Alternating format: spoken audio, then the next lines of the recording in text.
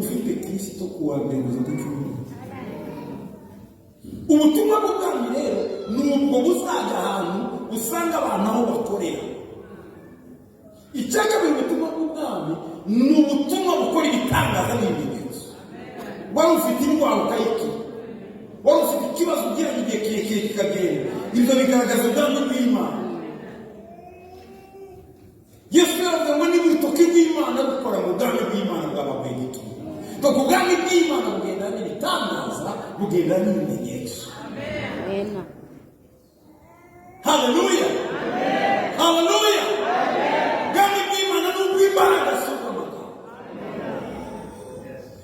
Ubwami bw'Imana ni imbaraga zikura umuntu mu rwego rumwe zikamugeza mu rundi. Imbaraga, ubutumwa bw'ubwami ni ubutumwa bukugeraho akaba guhinduka ukabyumva. Atari ibintu wigize, atari ama-emosiyo, no. Imibereho igahinduka. Paulo na Barnabas bageze muri Ikoniyo, batangiye kuvuga ijambo ry'Imana, baravuga ngo abubitse ibihugu bageze iwacu.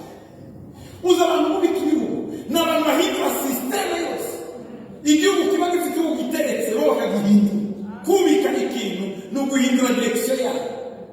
Wari uhagaze ku birenge noneho umutwe ukaba uri ujya hasi. Umugabo witwa Alexandre ukomeye yari yarahinduye isi. Isi igihe cy'Abapolo yari iyobowe n'imitekerereze y'Abagiriki, nibwo bita ngo ni mitoloji greke, cyangwa se ibitekerezo by'Abagiriki nibwo byari biyoboye isi.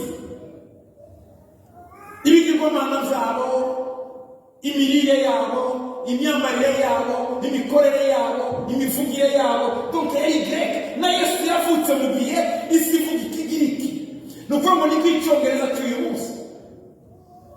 Umu-intellectuel wese yagomba kubaza Ikigiriki. None igihe ingoma y'Abaroma yaje, Ikilatini cyagerageje kuza ariko kinanirwa gukuraho Ikigiriki, kuko Ikigiriki cyari cyarigiye mu mizi n'imisokoro y'abantu. Donc systeme yose, imikorere yose y'isi yari mu myumvire ya Kigiriki. Kwambara, culture, kurya.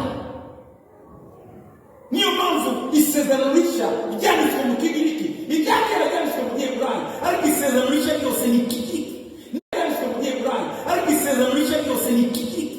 Na Yesu yavuze Kigiriki nubwo yacishagamo akavuga n'Ikirameya n'Igiheburayi, ariko Ikigiriki yarakize. Niko rwari ururimi cyane cyane imbere y'abanyamahanga mu majyaruguru, iyo yakuriye Kafarinawumu cyangwa se Kaperinawumu no muri iyo bice by'i Nazareti.